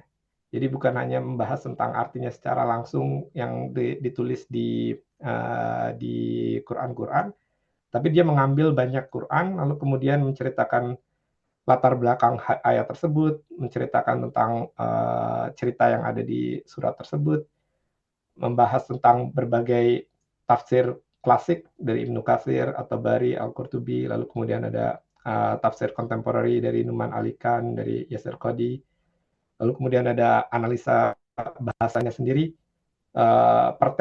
pembahasan per tema, lalu kemudian ada ya macam-macam, dan akhirnya ada semua hal yang disitasi, 20 yang dituliskan di sini. Jadi sebenarnya ini sesuatu yang bisa diperbaiki gitu.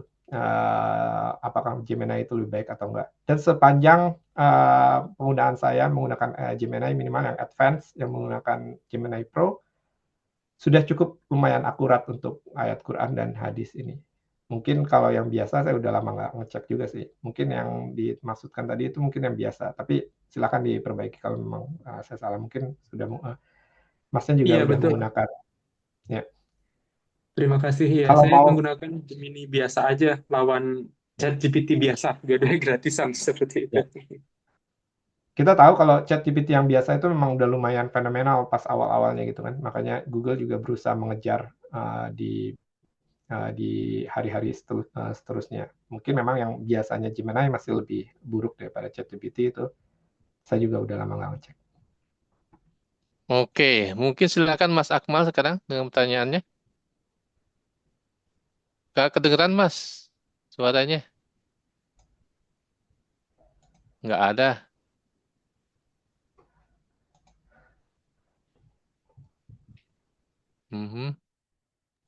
Ini ada pertanyaan di chat, mungkin saya jawab cepat Ya, aja kali ya. boleh. Silakan.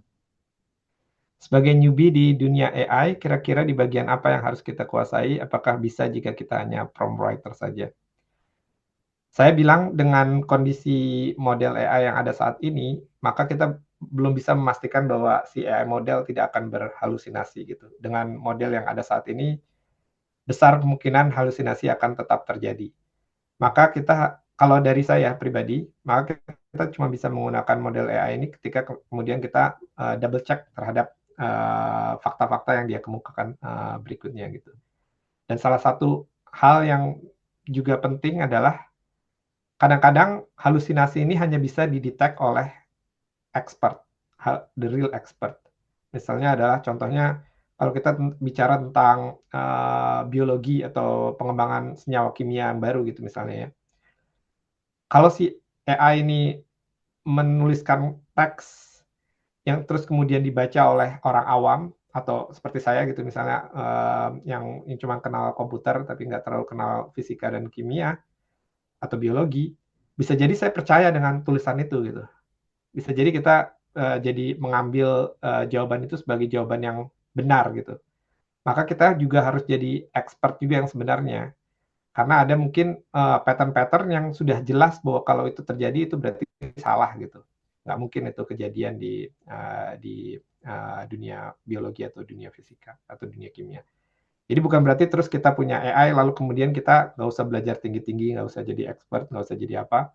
Tapi justru dengan kita jadi expert ini lalu menggunakan AI, urusan kita dipermudah, tapi kita tetap bisa memastikan bahwa jawaban itu adalah jawaban yang benar dan baik.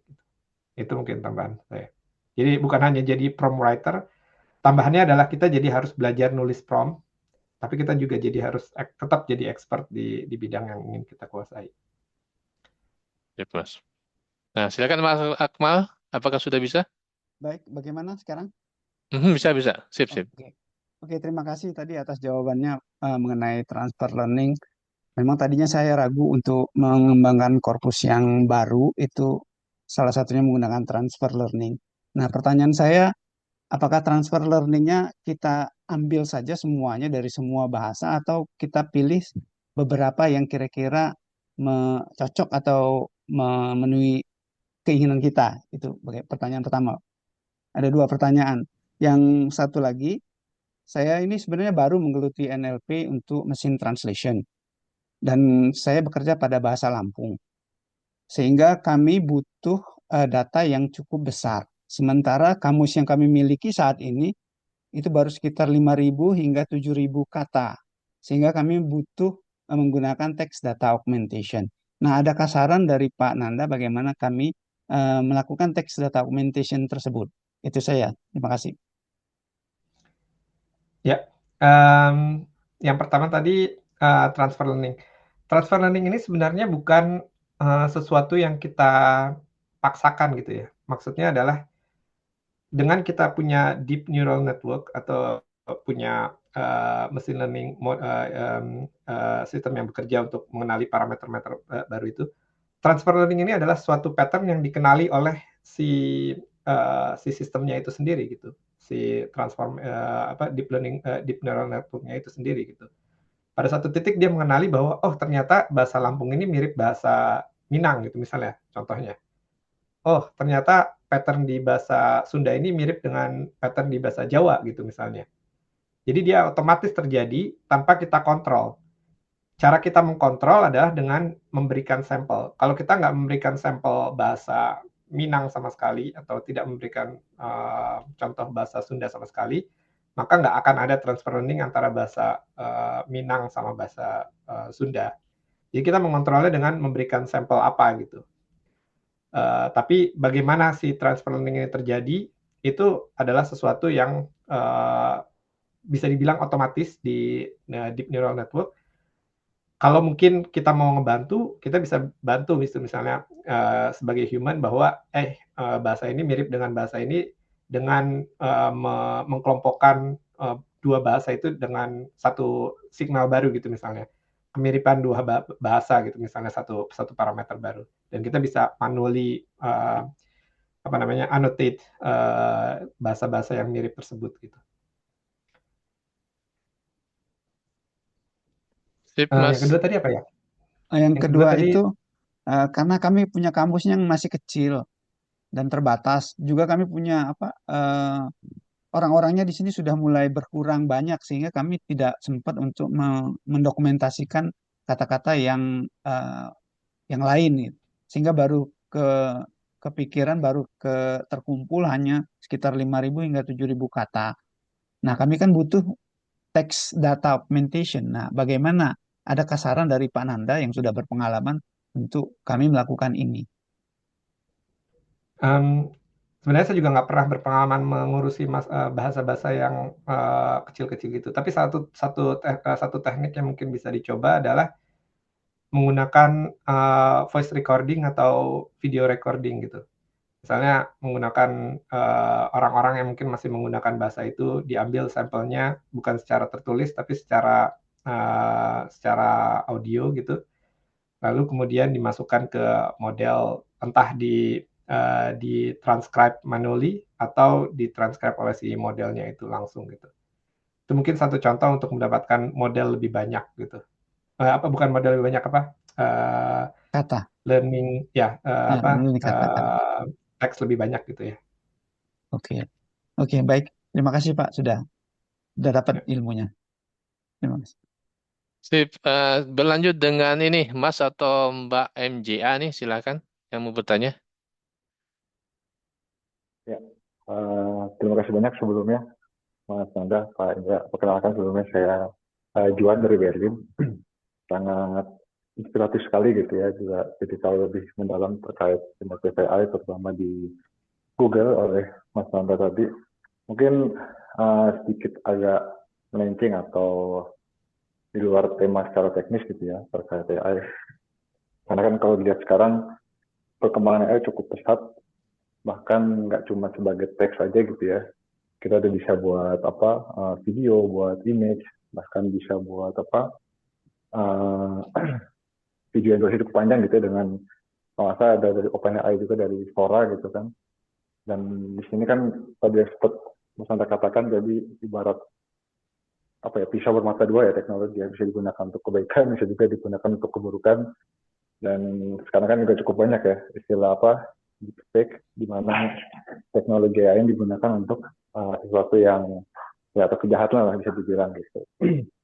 Nah mungkin menurut hemat saya gitu ya, jadi AI dengan teknologi lain misalnya sebut aja blockchain ini nggak bisa dipisahkan menurut saya.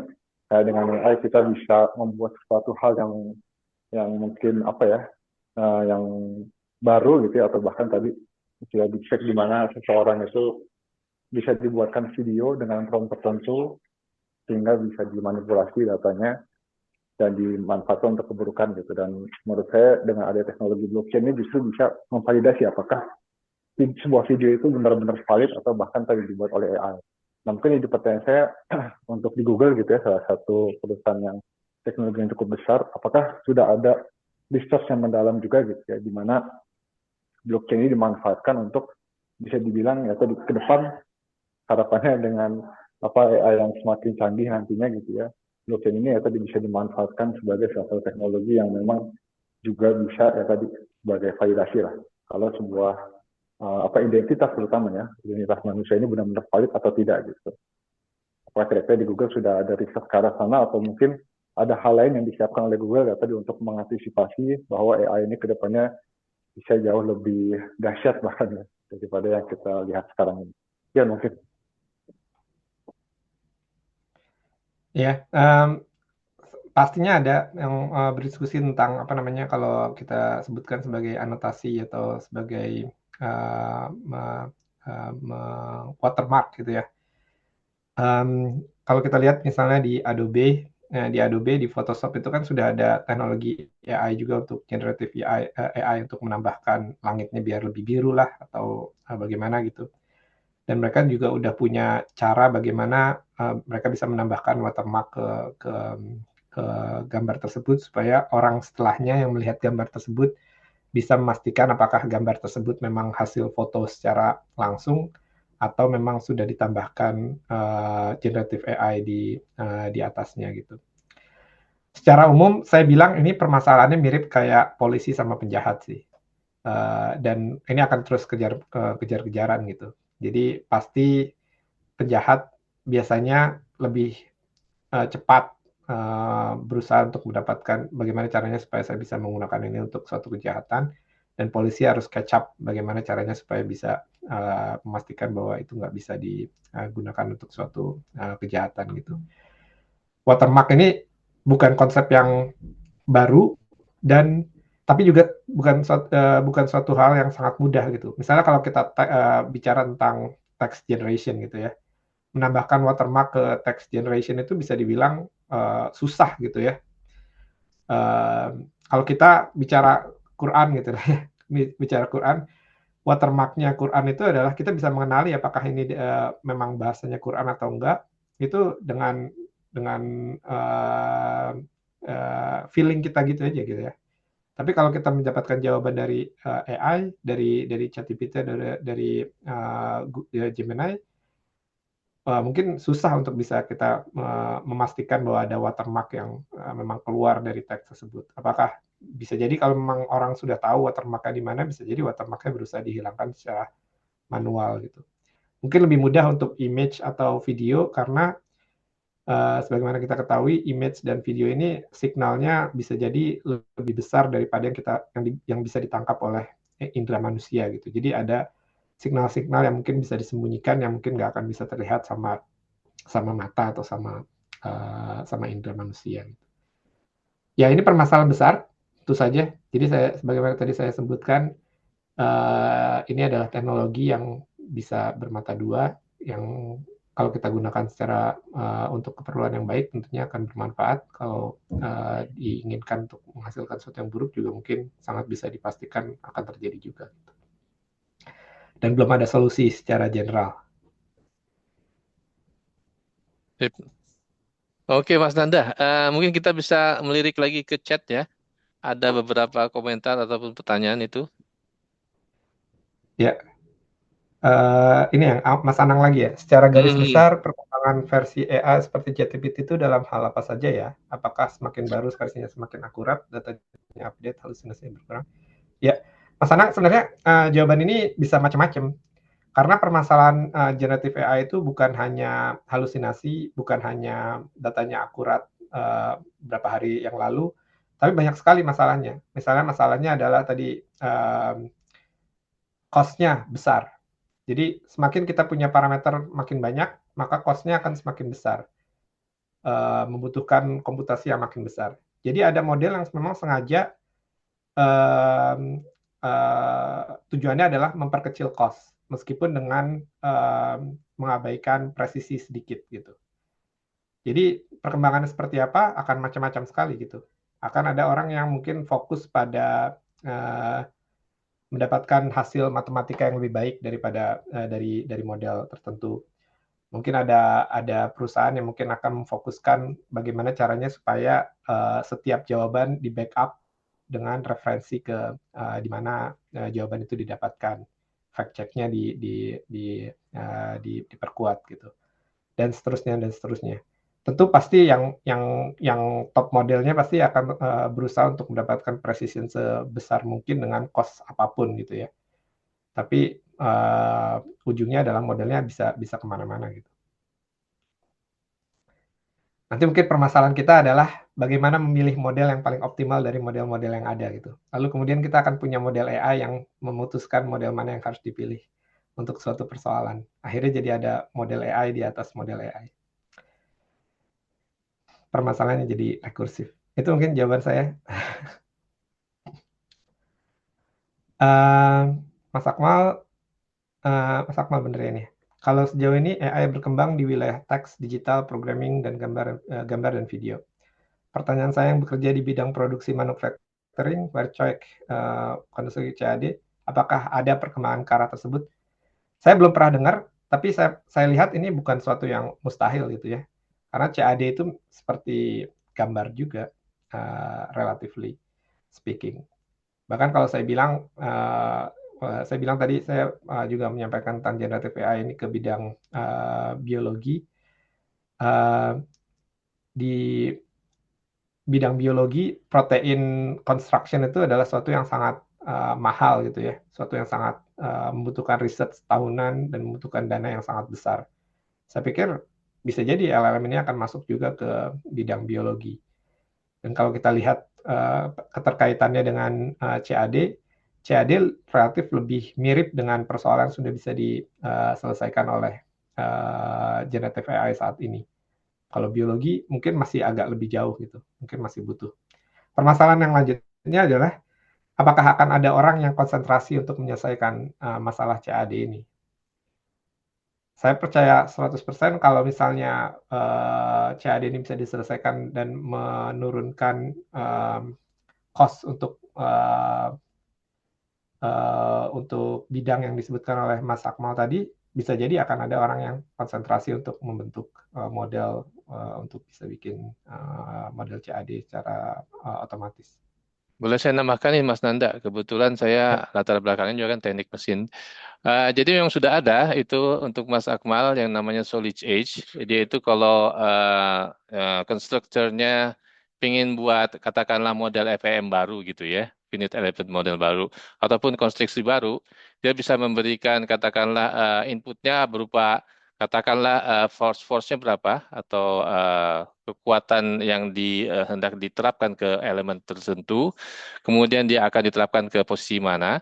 Nanti dia secara otomatis akan memberikan solusi-solusi. Jadi ada beberapa solusi, katakanlah 10 solusi, otomatis diproduksi atau dihasilkan oleh generative AI untuk CAD ini. Dan si konstruktur bisa memilih mana yang paling pas untuk beliau gitu ya. Kira-kira ke arah situ Mas, jadi sudah ada. Ya, sekian aja tambahan dari saya Mas Nanda. Silakan lanjut lagi. Udah nggak ada pertanyaan lagi kayaknya? Cukup. Oh ya sudah ya, betul-betul. Sip, sip, sip. Oke, mungkin ya karena ini juga sudah lumayan ini ya, kita banyak yang kita bahas. Sebelum kita tutup, mungkin saya ingin bertanya ke Mas Nanda, kira-kira ada pesan-kesan nggak untuk rekan sekalian nih di Indonesia maupun di Jerman ataupun di Eropa gitu ya, sebagai penutup kata dari Mas Nanda. Silakan Mas. Ya, sebagai penutup kata, ya sebenarnya ini bidang yang lagi berkembang secara pesat di akhir-akhir ini gitu. Dan dengan adanya platform-platform kayak Hugging Face atau Google Cloud juga punya mesin yang bisa digunakan oleh kita semua, dan Amazon juga punya, Microsoft juga punya. Sebenarnya ini adalah suatu bidang yang sangat terbuka buat kita untuk bisa melakukan banyak hal gitu. Mungkin spesifik ke Indonesia, mungkin spesifik ke masalah urusan keislaman, mungkin spesifik ke masalah urusan pekerjaan kita yang belum dipecahkan secara umum. Jadi opportunity-nya sangat sangat besar sekali gitu.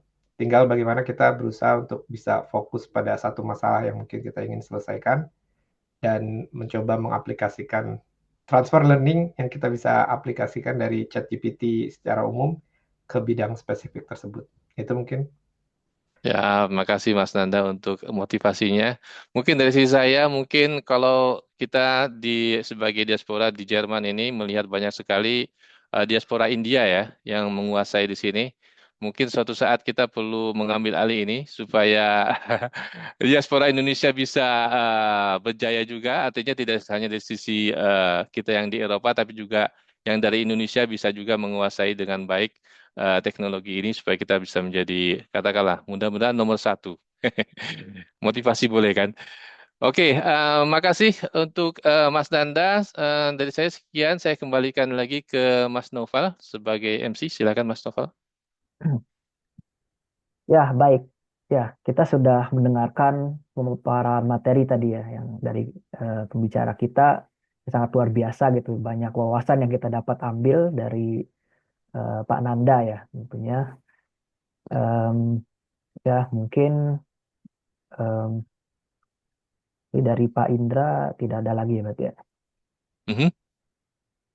Oke. Jadi kami mengucapkan terima kasih banyak kepada Pak Indra yang telah memimpin acara pemaparan materi hari ini dan juga diskusi ya. Tadi banyak sekali pertanyaan yang muncul.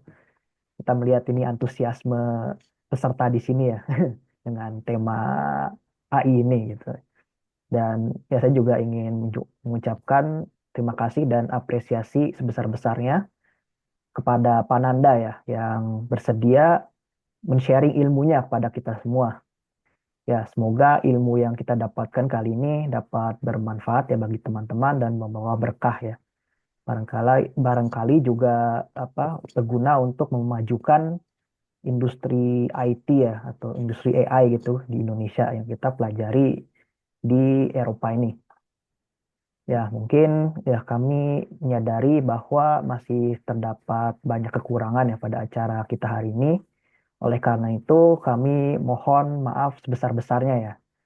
Dan mungkin di acara berikutnya kami akan mengadakan acara dengan jauh lebih baik lagi. Dan ya melihat antusiasme peserta di sini, mudah-mudahan kami dari AIPC akan berusaha mengadakan webinar serupa ya dengan tema-tema menarik lainnya gitu kan di hari-hari kemudian. Dan kami juga mengingatkan ya kepada peserta di sini untuk mengisi registrasi atau form registrasi yang eh, telah dibagikan oleh panitia di kolom chat ya. Itu untuk keperluan dokumentasi. Dan situ juga kalau nggak salah ada eh, ya kolom di mana kita bisa mengisi tema apa saja yang menarik itu untuk dijadikan webinar dari AFC di hari-hari selanjutnya ya. Ya, dan terakhir mungkin mewakili AFC dan seluruh panitia, dengan ini saya mohon izin ya untuk menutup acara webinar AFC Sharing Knowledge Generative AI dan sampai jumpa di agenda berikutnya. Ya, terima kasih dan wassalamualaikum warahmatullahi wabarakatuh. Terima kasih. Assalamualaikum. Ya, salam.